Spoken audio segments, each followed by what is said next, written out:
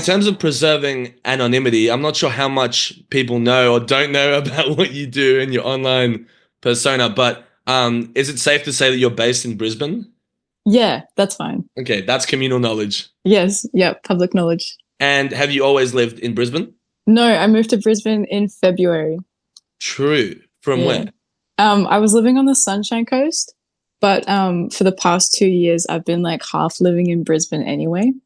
True. I just now have a house in Brisbane.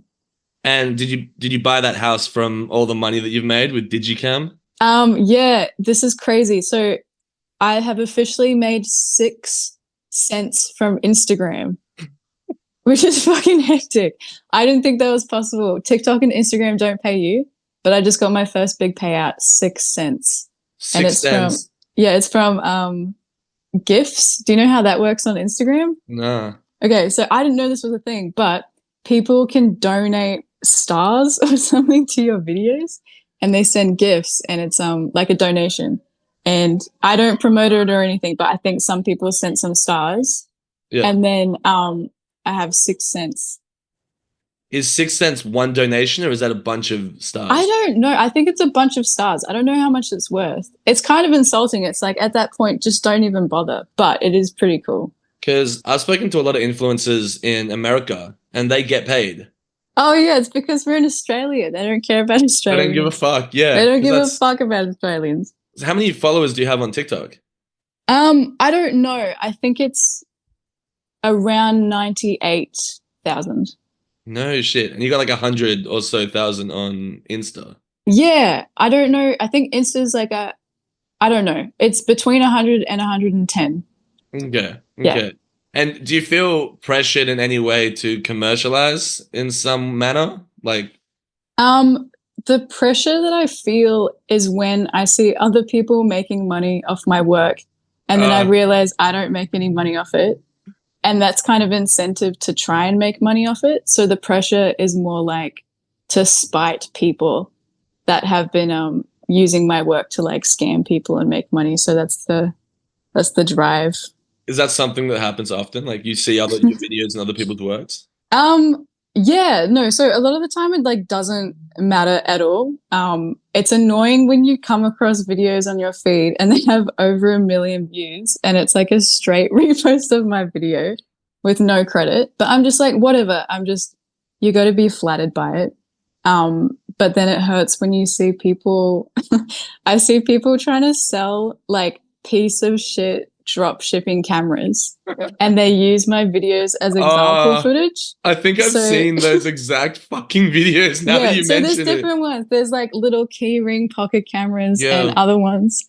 And yeah, that's crazy when I come across that on my For You page. I'm like, this looks like a cool video, and then it cuts to all my videos. And I'm like, bro, what the fuck? Like that's scamming people and making money off it. So that's kind of like the pressure that I feel to commercialize. Comes from that, like they'd be able to just go out and actually shoot it themselves, right? Well, no, because they can't do a good enough job. They have to use my footage. The camera isn't going to film as good as my stuff. Like they have to steal my shit. But it's okay. It's you just got to move on. So talk to me about the Panasonic and the Canon. Okay. Why are there two cameras? What does each one do specifically? They're just a different form of expression. They have their own personalities. The biggest difference is the frame rate. So the Panasonic is 30 frames per second, so it's like really smooth. And it's like super clear for what it is. I don't know how to explain it. It's like ahead of its time, I think. Right. So it's like very crisp, very clear and smooth. And then the Canon one is 10 frames per second. So that is that's more like emotive and expressive. And the colors are different as well. So with the Panasonic, which is clearer, the colors are like bright and vivid, but sometimes depending on the scene, like that's not what I want. And I want something that's going to be like more like pastel and soft colors. So right.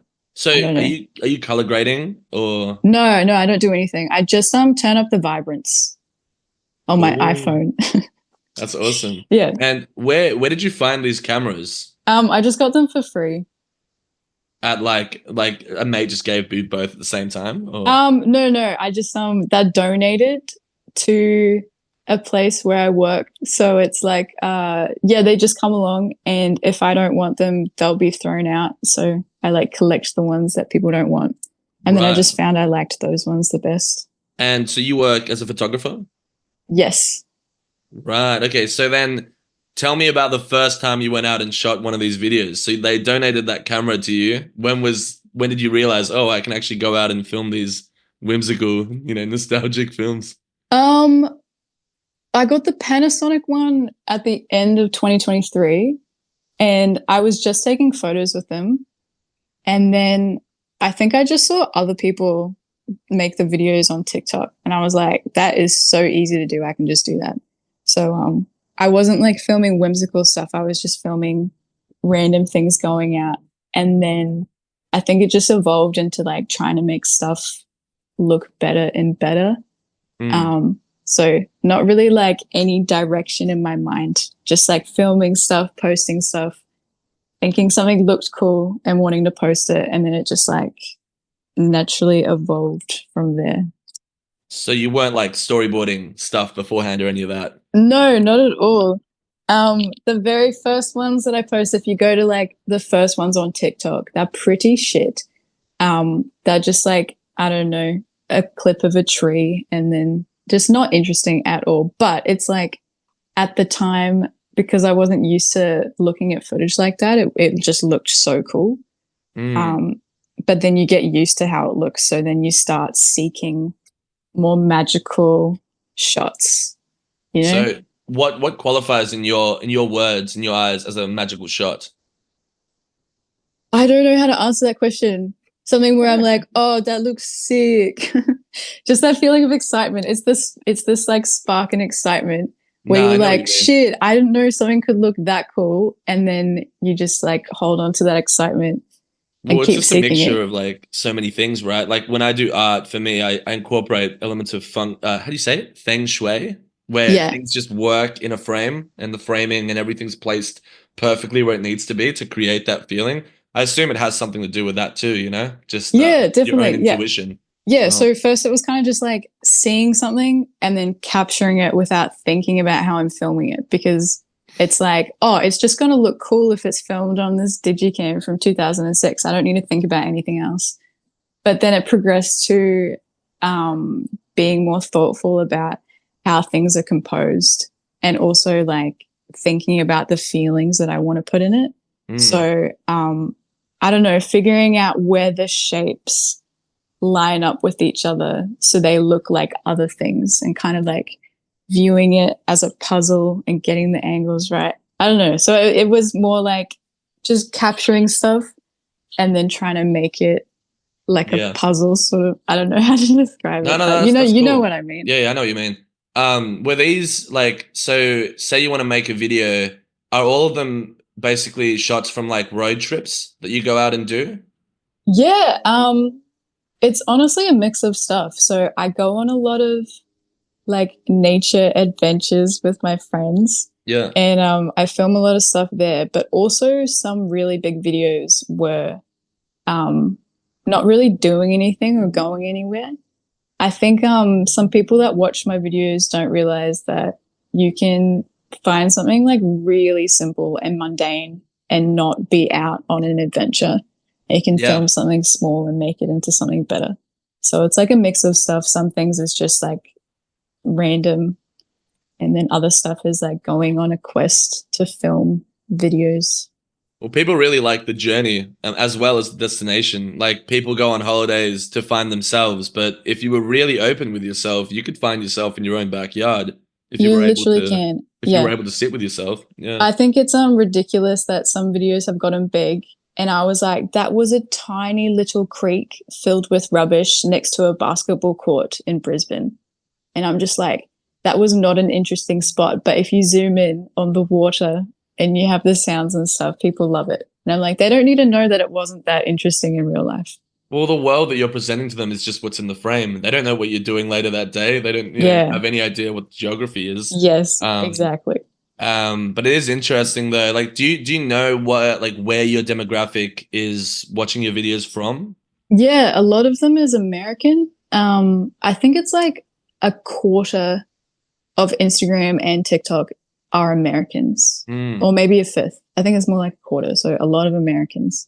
I can see that. There's that again. I want to go into nostalgia, like the concept of it in a bit. I have to, but I feel like Americans. There is a sort of like I don't know if melancholia is the right word, but there's a certain kind of suburban feeling that I think Australians get too. So that would check out actually. Yeah, yeah. And I have a lot of teenagers as well, like a really big teenage demographic.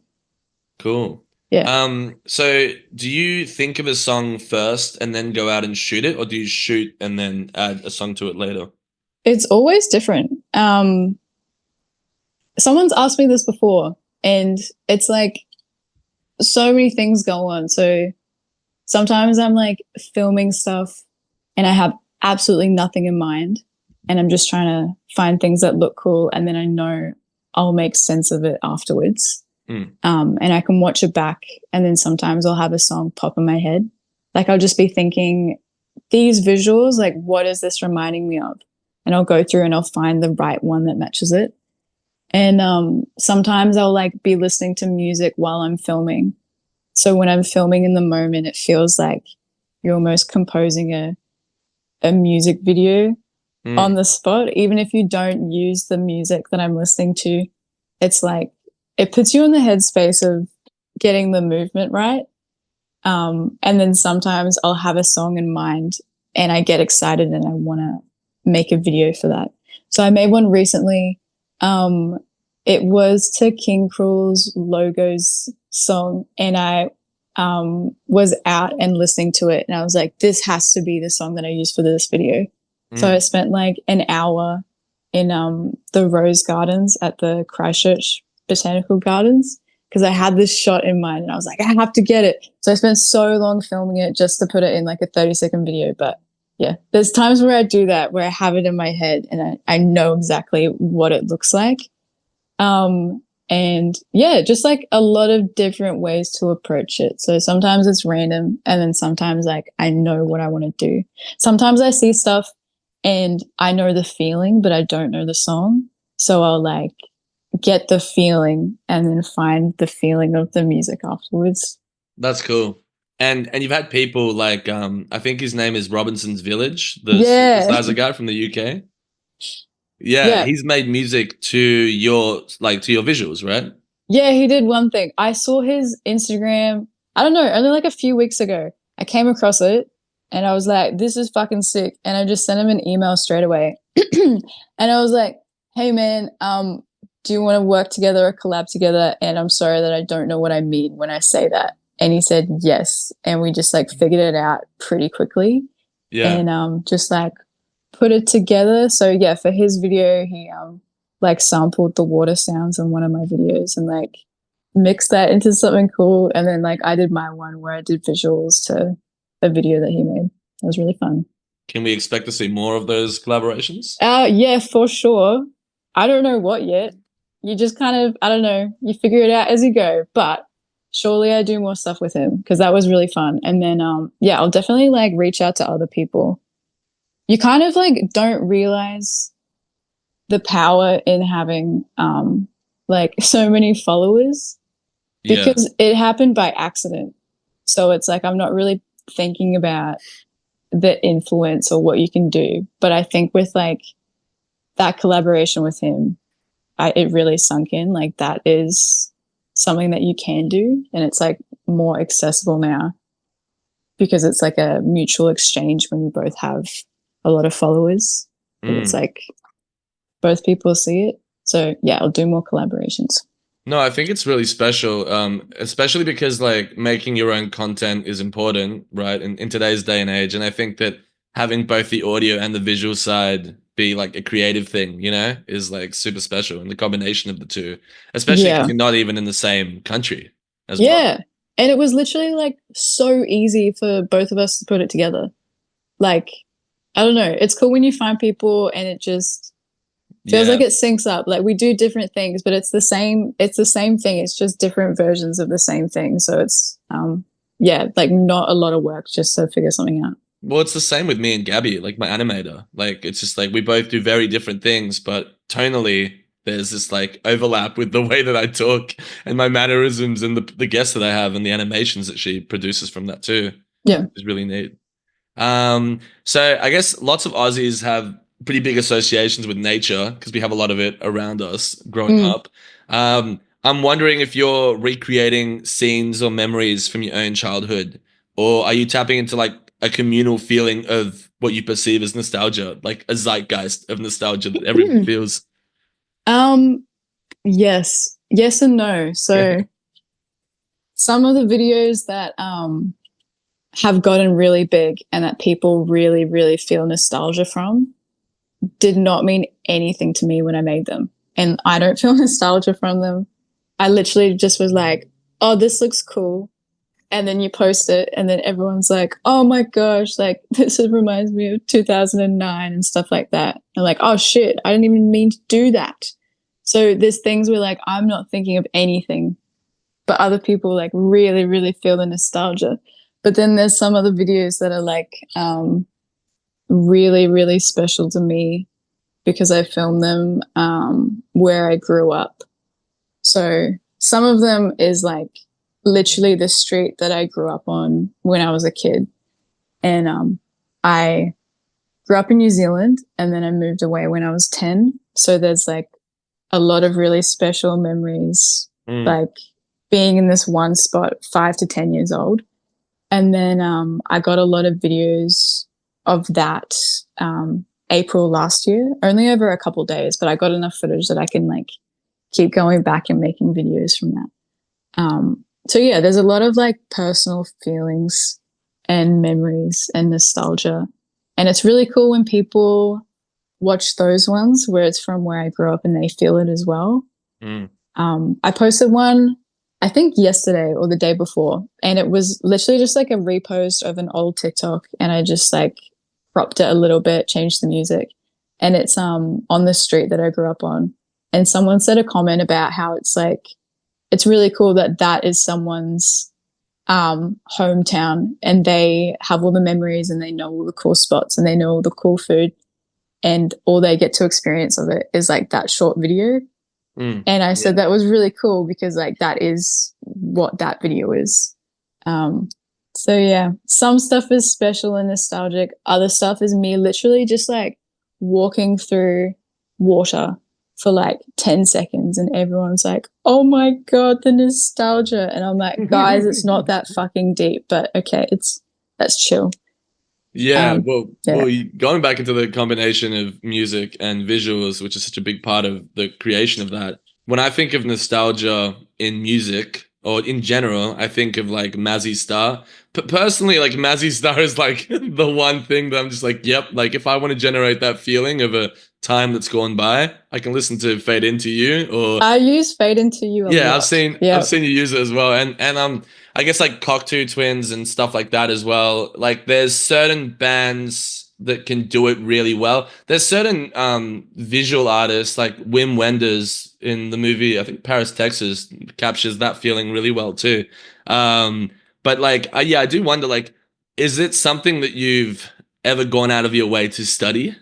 You know, like because we take that feeling for granted, but like to study nostalgia, What do you mean by study? like look into what it is about that feeling that can be created with visuals and audio and tap into it. Um, no, I don't. I don't know. I think it's just all like, I don't know. I think I just post intuitively and impulsively, and people will feel this nostalgia, and I won't realize that. But then I'm using that as feedback to understand what sort of stuff is nostalgia. So I guess the studying, the only thing around that would be like paying attention to the feedback on some of the videos Mm. that where I had like unexpected responses. So I think I have like learnt more about it through Yeah, yeah, the yeah, responses from people. Yeah. No, I get that. Like even putting on shows with my band, a lot of the times you're giving people a lot more than you might have initially intended as well. Like they come for the show, they come for the spectacle, but for you it's a different story, you know? It's a personal one. It's coming from a different angle as well, which is cool. Um, would you ever shoot in film? What do you mean? Well, like instead of Digicam videos, like film stock videos, like would you ever shoot with a film camera? Like Like Super video, 8 like or oh, I have a Super 8 camera. I don't think the light meter works, so it's one of those things where it's like there's film in it right now, and I could finish it, and I could spend the money to get it developed, but I'm like, oh, it's probably gonna look like shit, and it's really expensive as well. yeah. So I mean, like creatively, it would be nice, but I kind of yeah, I just get digicams for free, and I'm like, it's free. I'll just keep doing this. It doesn't cost me anything. So, um, yeah, shooting film would be cool, but it's expensive. So that's just Yeah, well, I don't I mean, really want to. you'd have to change the name from Digicam as well, which is a great name as well. And I've been reading. I don't know if you're a fan of Susan Sontag. I Um, don't know that. yeah, it's a photographer from America, and she spoke about just like the portability of like the digital camera and how it got introduced to your average family. So I feel like it really makes sense that you're using a digital camera because they were primarily used, for low budget, going around and just taking snapshots, of your Yes. kids and filming everything, and that also Yeah. attributes to the feeling that we were talking about before. Yeah. Like I think yeah, all my work has to be like really low maintenance.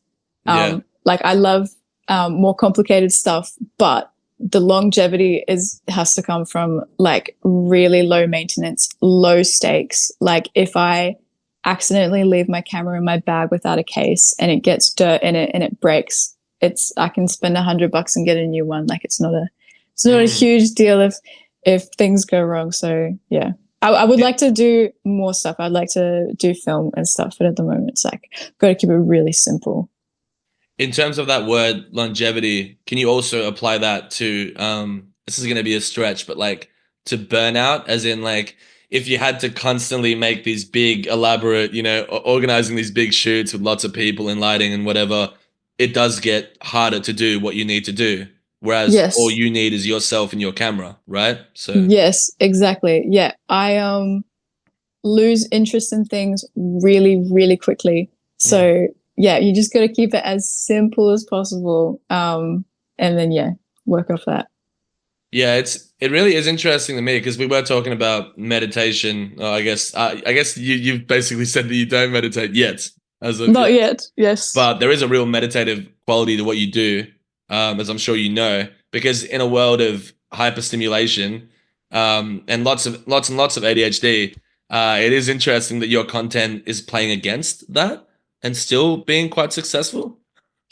I don't I don't know if it's playing against it. They have to go together. So it's like in the moment you're harnessing like the hyperfixation and being able to like really slow down and Mm. focus and know that you get like you know when you get the shot. So it's yeah, I'll do like the same thing over and over again until I get it right. And it's yeah, that's kind of like the meditative state. Um and just yeah, that like slow focus. But then you have to harness the other side of your fucked ADHD with like the editing and having a really shit attention span. So you know how to make something like really exciting and fast and choppy. So it's like, yeah, you have to use all the skills of your neurodivergence to put these videos together. So yeah, I wouldn't say it's like, oh, actually, I don't know. There's some videos that I make and they're really slow, and it's cool that people like them because that's going against the things having to be really fast and choppy. You know, some Mm. people can sit through a one Yeah. minute video with barely any cuts, but then a lot of the viral ones comes from having the brain where it's like I need to make something as interesting as possible and as quick as possible. Right. Well, I think it is still really interesting because again, like nature, like greenery helps people relax. just in general, like green, the color green is just really relaxing for people. People on their phones generally aren't very relaxed. I mean, they are, but they're not. They're in a particular type of state, doom scrolling and all that. But I do feel like your content, like if I mean, compared to the rest of my feed, it's always a nice breather when I run into one of your Thank you for videos saying that. Thank you for saying that. compared to a lot of the other stuff, which is just, in your face and just, yeah, fighting for your attention. I think, I really think that the very notion of getting people to look at nature without necessarily people in it or silhouettes or parts of a person, but mostly nature is a pretty big deal. I think it's a Oh, big feat. Like, so yeah, don't underestimate what you're thank you doing. so much. That's interesting. I try and like I guess at the start it was just like look at this tree. This is a cool tree. But I think now I really try and personify everything. So Mm. I'm not really looking at like a tree or a flower. It's that like people or emotions. So I don't know. I don't really know my point, but that is Symbolism, the interesting. what the Yeah. tree like represents with the framing and everything, as opposed to just being a tree. Look at it. Yeah, no, but I think that's interesting what you said of like it's hard to get people to like really pay attention to something that might be just as simple as like a tree.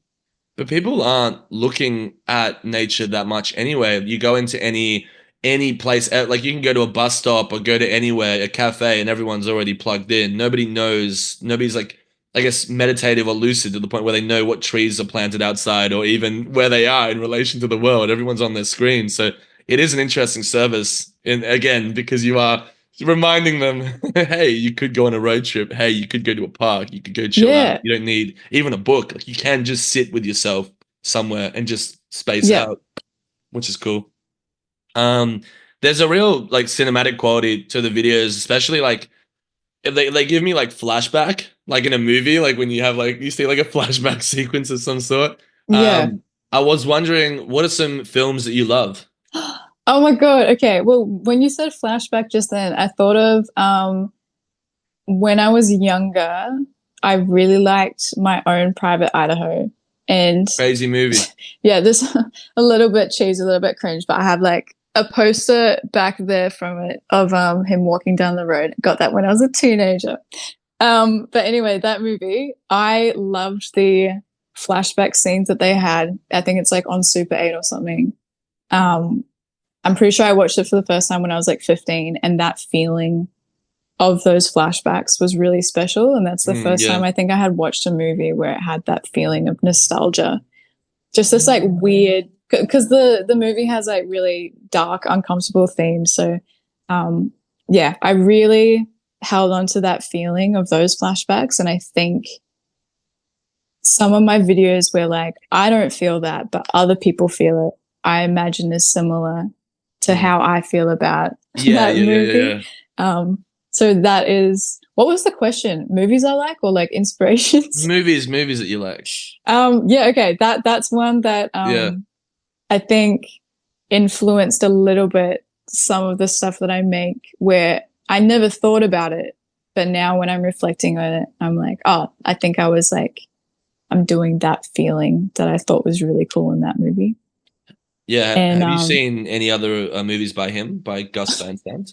oh wait, yes. What are his other movies? I'm pretty sure I've seen Elephant, no, Drugstore Cowboy. no. He I know has that like movie. bigger ones too. Like he's got like a really big one. Let me look it up.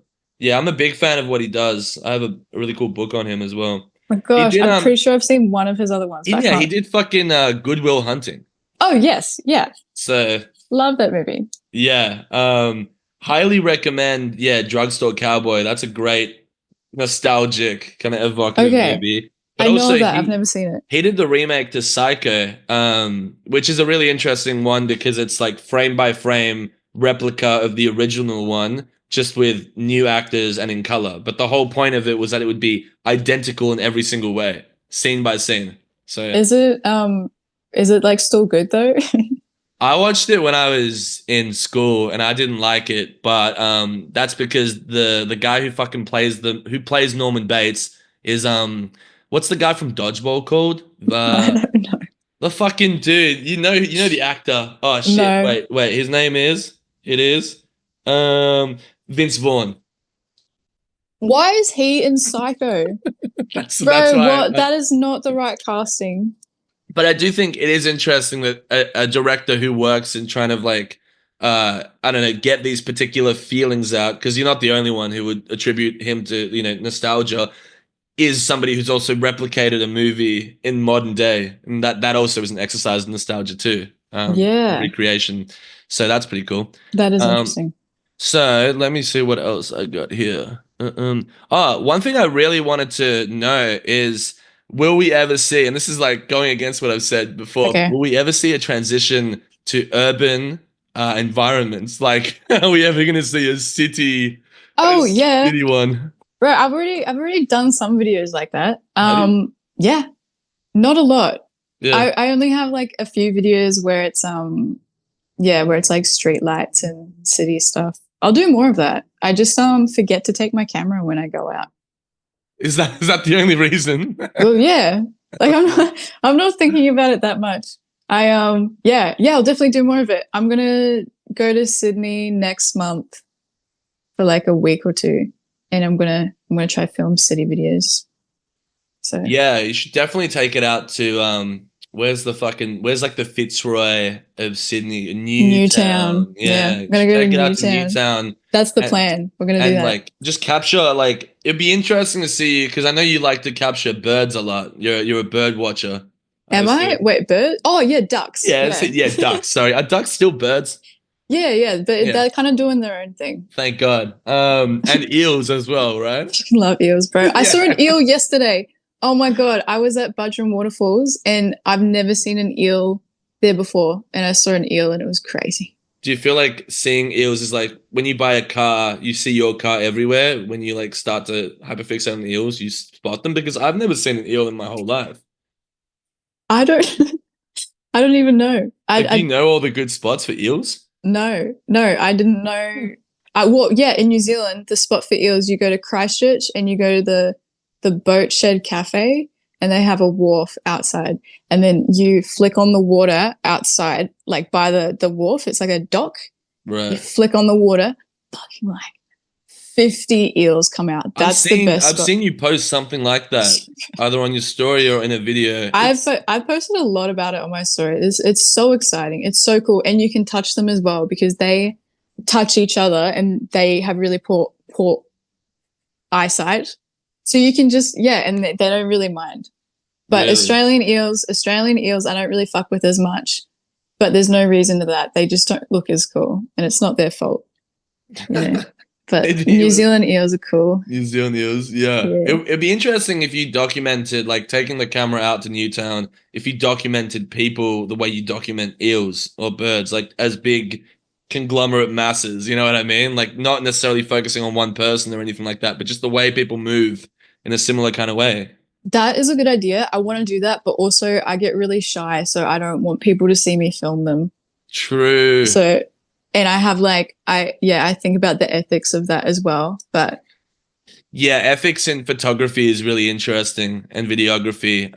My mate who was on the show with me a while back, he always said to me that all forms of video are exploitative, no matter what, because the very nature of the medium is exploitative. I don't know if I necessarily agree, but it is interesting to think about it, because like somebody like, I guess, Diane Arbus, who's also like a photographer I love, she was photographing people in, I guess, slightly, I don't know if it's unethical, but people who maybe could be photographed in a different way, or didn't necessarily need to be photographed in that manner. So I think ethics is pretty important, especially in today's day and age. yeah, I hate that shit. Do you know? I don't know the name of the person, but they did a series where they have like a crazy zoom lens and they're looking into other people's apartments. And Nah, is they that and it's like through windows, and they might have someone like, I don't know, just their hands like leaning against. I don't. Yeah, that's really weird. Where that's like some rear window shit.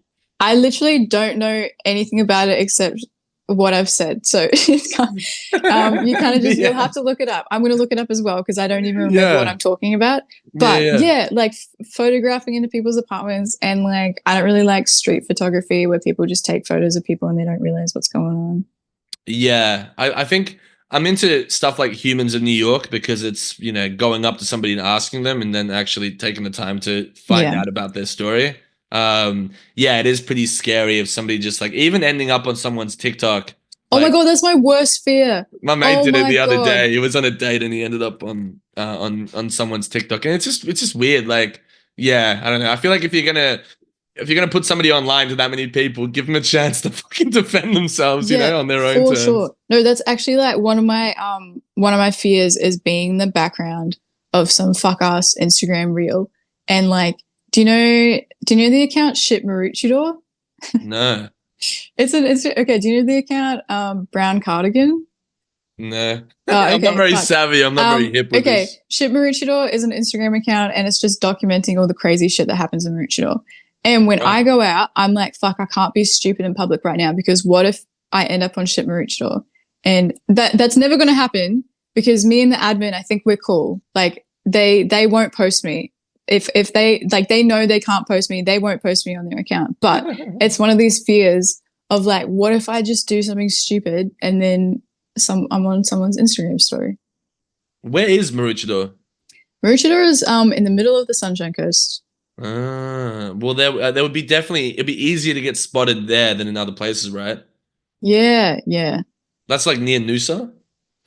It's like Noosa is maybe like a 30-minute drive north from Okay, it. But okay. I So remember basically like, Noosa. Yeah. yeah, I was like taking photos with my friend on the side of the street and we are just being silly. And then we're like, we need to be more low key about this because we can't be on Shit Maroochydore. But it's just that stupid, like, If somebody does do that, like if somebody puts your image online and posts it, can't you get them to take it off? Isn't it technically illegal? Is it even legal for them to post your image without consent?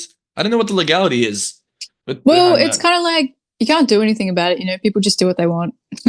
Yeah, that's It's true like, actually. people like are scamming people using my footage. They just do what they can't do that, but they do what they want. Yeah, and like I was saying before, like I've nearly been scammed by those people Yeah. because I wanted to take videos like that too, but here we are. And now I Yeah. got a It's podcast. it's so sad. I kind of just like I feel really bad. And then I'm like, fuck, if someone is buying this camera without maybe looking into it further, it's like it's on them if they can't, you know. Yeah, it's not Ugh, your it's so fault. sad.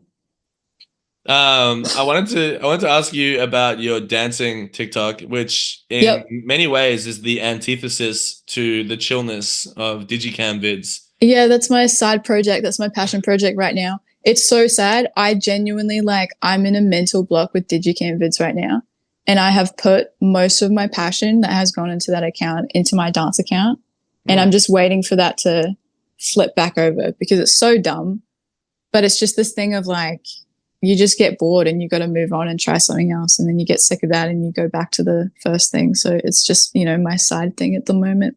So you've returned to dancing because of that stagnation, that temporary stagnation. Yeah, it's like it's this feeling so fucking stupid. It's this feeling of like been there, done that, It's like Instagram. I made that account in January and now it's over 100,000 followers. And now I'm just like, fuck. Been there, done that. You've peaked. Now I want to dance on TikTok to my small cult following of like 20 people. But like so let's get into this. Yep. The dancing is very I actually really appreciate the dancing because I don't know if do you have a dancing background? Dude, no. No. No, because the reason I say that is because like the dancing is very like I do a similar kind of not as frenetic but also on stage I like the boogie. I have no training in dance whatsoever, so my heroes are Joe Cocker or Tom York, people who dance with feeling rather than dancing with structure. And so I was wondering, do you have any heroes like that are really freaky dancers? No. No, I think that account is just an outlet for hyperactivity and it's just stimming. And I think the inspiration might subconsciously come from like musicians who are maybe like unknowingly stimming on stage, just like, really getting into it. So I think it's just that same energy of this like restlessness that you need to get out. And it's not so much dancing, it's more just like it needs to be it needs to be an outlet for energy. And I think like the Digicam stuff is an outlet for that sort of energy as well. But then this is just like a more physical So then physical form. the fridge, it's not like a comment on consumerism, right? It's just a No, convenient place for your phone, isn't it? no, this is something that I can say that kind of applies to all the work that I do, is it's usually never that deep. And other people feel more from it than what I intend. So you just like, yeah, you just don't need to read into anything. It's a Yeah. fridge and it's Which dancing. naturally I'm going to do. But like No, nothing, none of it means anything. None of it's that deep. It's all stupid. But it's really cool that other people can feel more. but let's think about it for like a little bit though. Okay, Because okay, let's like get into it. because like the fridge is you're constantly having to go back and open it, right? Okay, yes. So actually, if we're actually thinking about it, I really feel like I cracked a niche. I thought the fridge was a great prop. So first, it was okay. So on my close friends story on Instagram, when I hit 50,000 followers on TikTok, I made a little dance and I was like, just hit 50K. And then I made it a series. So every 10K on TikTok, I would do a dance and put it on my Instagram story. And then I wanted to start doing them on TikTok and then use that and put it on my Instagram story. Mm. And then I was with my friend and I was like, hey, can you help me do my dance for like 90K, I think it was. And then we were in the kitchen and I said, oh, let's put it in the fridge because it's like a ring light. It's like a big light, which Yeah, that's so good. So I'm thinking about the lighting. And then as soon as we did that, I realized how good of a prop it was because the door doesn't stay open. It always swings shut. So then you have this like prop you're interacting with and you can be like really sporadic in your movements. You can go to the back of the kitchen, but the door's closing. So you have to run back. So it's like a dance partner, you know, someone else is guiding you. So if I don't really know what I'm doing, I have other movement going on to guide me, you know? And then the other thing as well, you can have props. Like people are really upset in the comment section that my housemate puts our honey in the fridge because it's like honey isn't supposed to be in the fridge. So people comment about that. People comment about other stuff in the fridge. So if we're really getting into it, it's yeah, I planned it all out.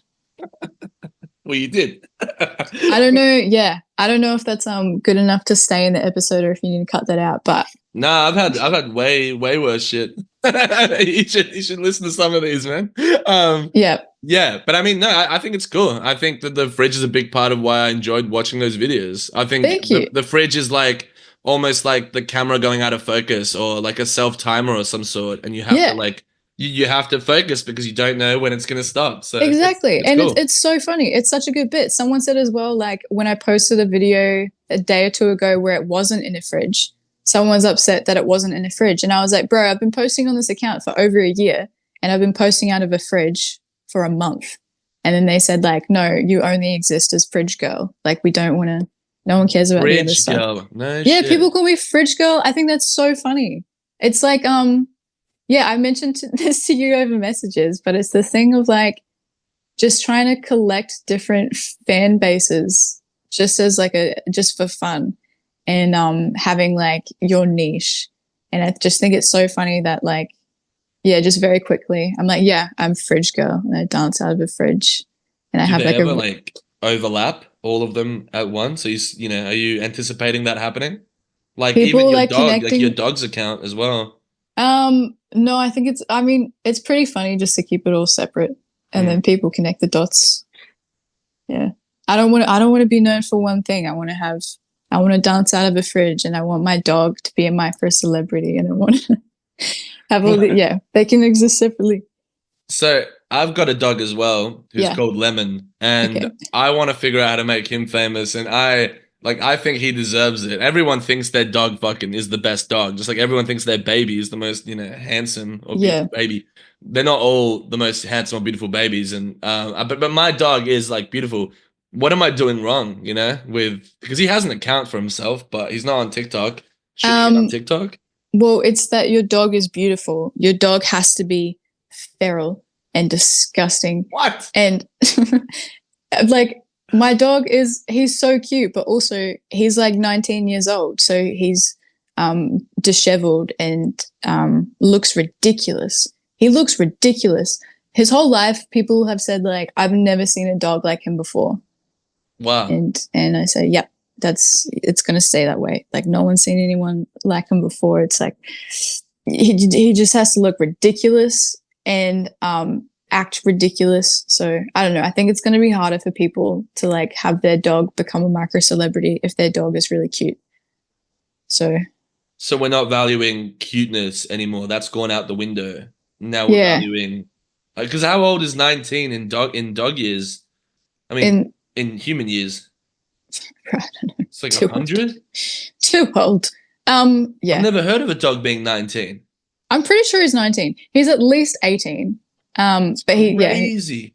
yeah. So, and you also just have to, like, my sister does pretty much everything for the account, and she's so funny. So you have to like create a personality for them as well. They can't just be a cute animal. So Spikey's personality that we created, but like my sister just like goes in on is that he's like an egomaniac and he loves his fans, but he also kind of treats them like shit. And he is just like really passive aggressive, and he'll argue with people in the comments. And it's like, yeah, it's my sister doing all this, but no, it's a dog, you know? So people get to talk in the comments to a dog who has like a ridiculous ego, and they DM him, and they get to DM a dog. So there's got to be like a personality behind it as well. It's like a method acting kind of thing going on where you're like Yes. sisters losing themselves in the role. Yeah, no, they merge. And that's like, I think finding my niche with the dance account as well. I've like kind of used some of that persona that we use for Spiky, and I'm using that for dancing out of a fridge, where I have like both this ego thing going where I talk to people like I'm a celebrity, and I say like, I love my fans. I love you guys. You know, if I don't post for a day, I'm so sorry I didn't post, you know, like making a big deal about it. But then at the same time being like really nonchalant and saying like, stop following this account. And I say as well that I'm like going to block people if I, you know, reach a certain amount of followers. So I feel like the king of this vibe is Divorced Dad, who I'm sure you know of. Have you seen Divorced Dad's content before? have you had him on your show? A bunch of times. Okay. Well, he was a regular, but like he's he's the king of persona, because we talk about it a lot on the show, and a lot of the people that we talk to are people who have gone method acting, because the phone's always with you. So if you're always performing to your audience, then you're always that person. And so the first 5 times I met him, I didn't even know who he was, you know? Like I went That to his scares me. house, and like he blindfolded a bunch of us, you know what I mean, and put cream on our hands. Like I still didn't know who he was, but yeah, I got to know a bit later. No, that's still so scary. That's Yeah, really, no, I don't he's like that. awesome. But yeah, that like I think it all goes back to like Andy Kaufman, or like comedians who blurred the lines between like ever really switching off. I know Nathan Fielder, I think that's his name. Like he has like a TV show. I love Yeah, him. well, that's the same. It's the same shit. It's like this dude's never. I've never seen an interview where this guy actually reveals, you know, who he actually is. Yeah. At a certain point, you do wonder if that is just the person. You know, we will never know. I think Yeah. with him. But that's cool. Just to finish up, 2 more things. Thank you for hanging around. Um, so so you have all these different outlets, and they seem to all be doing really well. I guess like to different levels, but you know, the dancing thing is relatively new. Like you're getting back onto that. What like were you always like naturally good or like proficient at TikTok and all this stuff? Because we've had lots of chats about not marketing, but how would you say like social media, like Yeah. how to like make things better or more effective? And it's like, has that always come naturally to you? Um, I think I've always wanted to showcase things that I find interesting and do it in a really engaging way. So, like before the TikTok and stuff, I've just been trying to have like entertaining Instagram stories on my main account for like for years. Mm. That's why Spikey's account started, because I was just posting so much stuff of him on my Instagram story. But I was like, this is way too funny for just my Instagram story. We need to make an account for him. So I think it was just like finding stuff I liked and then caring enough to deliver it in a way that like has other people care about it, because that's just, you know, fun and exciting for me. And then I think doing that over time builds the skill of like putting something together in like a nice way. So yeah, I don't know. Can't remember exactly how you worded the question, but I Yeah, haven't. I didn't word it particularly well, but I know I get what you mean there. Like I think because stories are an interesting one because I get such a thrill out of the stories that I put. Stories are a great place to showcase your freakiest friends, you know, in a non-exploitative way, No, I consensually. understand. I But it's a agree. great place to fucking showcase the shit your dog does. Rants are getting really popular. I don't want to say I pioneered them, but just text rants on story. I've been doing that Yeah. shit for some reason. That shit is the stuff that pops off the most. For me, like I can get thousands of views on like just text on black screen. Yeah. But Because people yeah. see it and they're like, what is this? Is this an apology? Is this like, it Yeah, looks because really that's the thing, important. right? People think it's like, oh, you're cancelled. Like this is an Yeah. apology for something, but then it's just you ranting about, I don't know, how you don't have enough milk or some shit. Yeah. Like, Yeah. which is really cool. But I think, yeah, I think there is something to be said of like maybe like a natural kind of intuition that you have towards like being able to deliver content that you enjoy and other people also enjoy that. A lot of artists at certain points wonder if other people like what they do, Yes. and Yeah. it's scary. It's a scary thing, and it's like, well, if I really was doing this as best as I could, surely there would be a market for this. Surely there would be an audience for this, Yeah. rather. Which I is, think it's I think it's like I find it a fun game to find something pretty mundane that I find a little bit exciting and then trying to make that into something. Like mm, trying to make something really stupid with like very little substance as interesting as possible. And I think it's so dumb just saying that that's like what I do on my Instagram stories, but it really is a way of like workshopping and just like trying to, I don't know, be entertaining or do things that might be interesting that aren't that interesting at all. So like some of the stuff I post, it's almost like performance art, but it's so stupid. There's nothing to it. Like yesterday, I don't know if you saw it, but like just me and my friends, we were like lying down and oh yeah, sleeping in a on the rock waterfall. pool, yeah. It's so dumb. There's nothing to that, but it's like I don't know, just trying to do it in a way where it's like that might be a little bit entertaining. Or someone might watch that and be like, that's stupid. That's all I want. That reaction of kind of just like, what am I looking at? And I think it's just like practicing that as a skill. And then also putting out stuff to make you feel more comfortable, putting more personal stuff online through your art. I think Mm, it's like, it's almost like exposure therapy in a way and practicing, being comfortable with trying to make people care, because you kind of like ideally want to put stuff out there and be like, I don't care if people care about it or not, but you kind of have to put effort into practicing making people care about something. So I yeah, don't know. I think I've yeah. just been doing that for a while of trying to make people care for like a second about something not interesting at all, or just have any sort of reaction or create any feeling about something really small with like not much substance to it. But I think that's so important what you just said because I think making people care in today's day and age when most people don't care about anything, you know? Yeah, People and don't it's give a hard. fuck It's hard because about nature, I want to about leave people anything. alone. You know, I want to just be like, oh no, it's okay if you don't care. It's okay. But it's like you got to be uncomfortable and keep pushing it and just be like, you can unfollow me if you want, but just look at this stupid thing that I've done and like maybe you'll care about it. So yeah, Yeah, it's like just against all odds, try to get this piece of content in front of someone's, someone's eyes just for yeah, a second. Because even if they don't follow you and even if they don't comment, it happens a lot on stories. I've stopped ranting on stories. My my friends have told me to chill out a bit.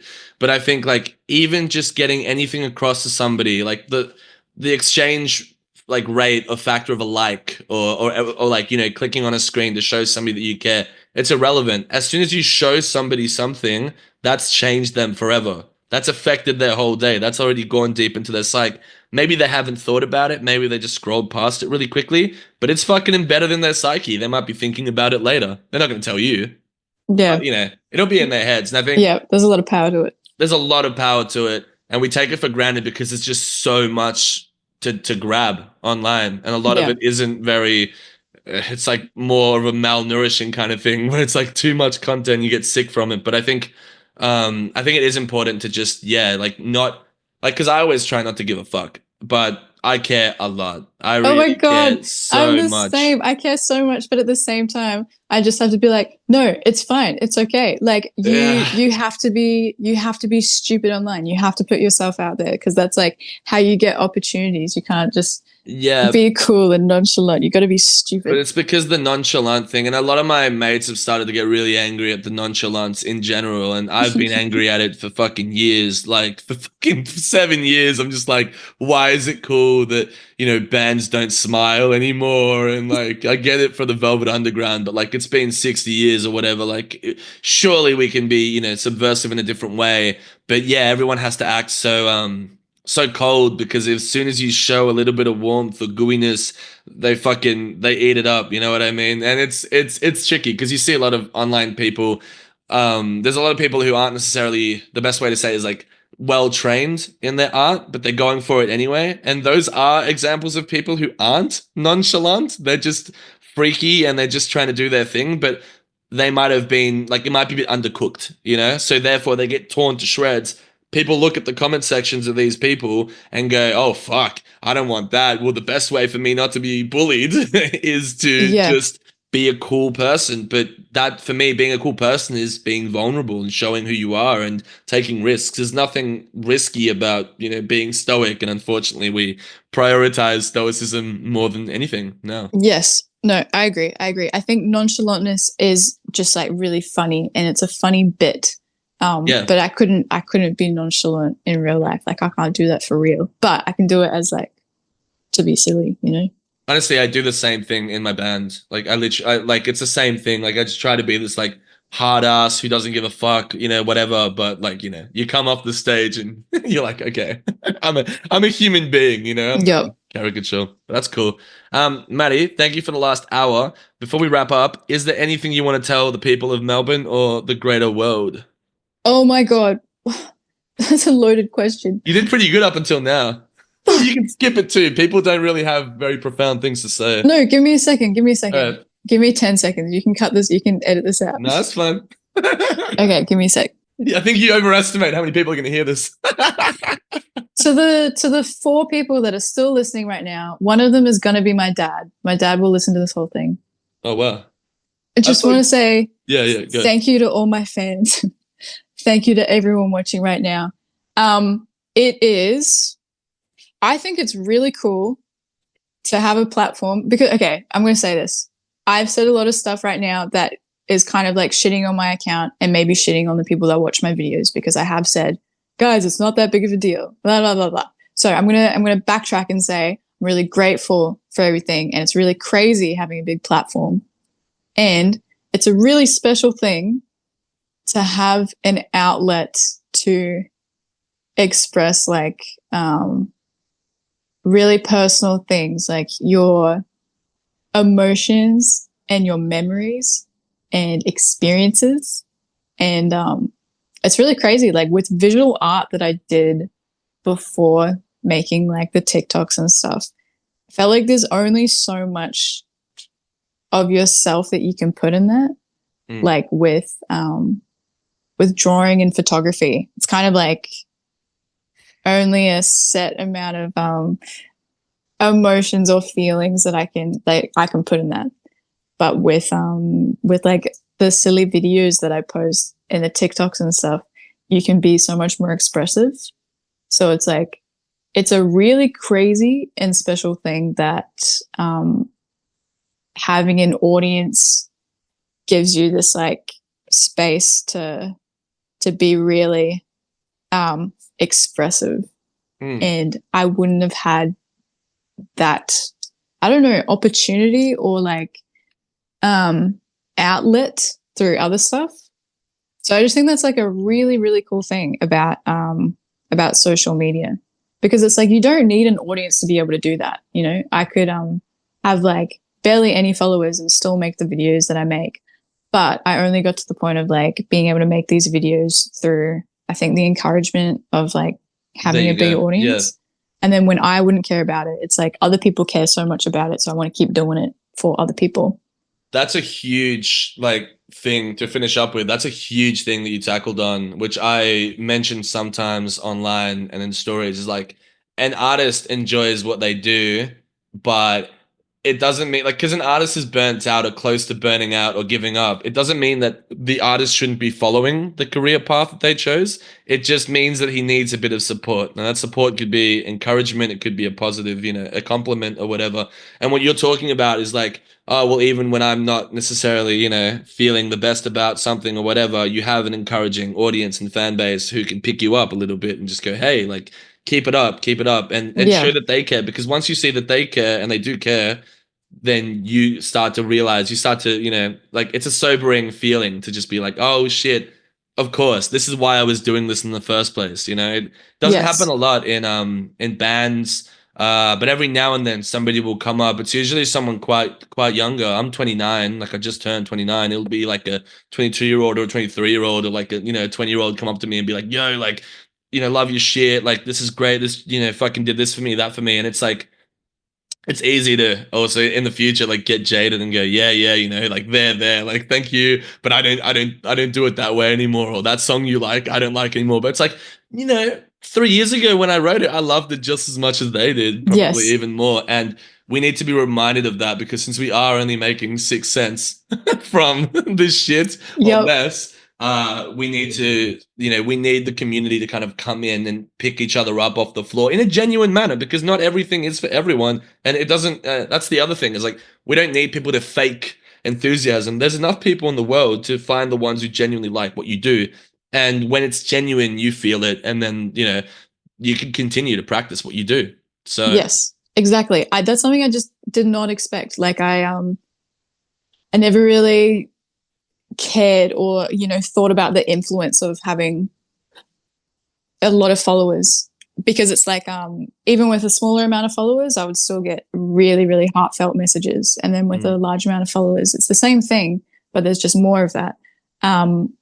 But yeah, it's cool the influence that had on it, where you kind of get stagnant and you're like, oh, this is good enough, I'm posting stuff that I think looks cool, but because there's so much feeling from other people that like pushes you to do more. So it's like the space that I'm in now where I've been able to, like, a lot of the stuff I post is still filler content, doesn't mean much to me, but then some of the stuff that I post is like really, really special and about really specific things mm. and makes so much sense to me. And it's like without, I think, the encouragement from other people and that feedback, I wouldn't have been able to have like this outlet to creatively express these things. Because yeah, some of the videos is like showing things that, as I said before, like I can't show in photography and I can't show in drawing or painting. So Mm. I just thought that was really cool. It's shout out to the followers, and shout out to the fans, and like But but like also, such a fucking also, dickhead saying that, but genuinely, like it gives you an opportunity to express things that you couldn't have otherwise. yeah, and I mean, also, it is just interesting that, like you said before, like I guess the word filler content, like a lot of us want to just make our magnum opuses or whatever, our Mona Lisas or whatever all the time. But like, what I even forgot when I was making art all the time is that it wouldn't always be like I could get into like a good run of maybe 3 or 4 or 5 things I thought were perfect.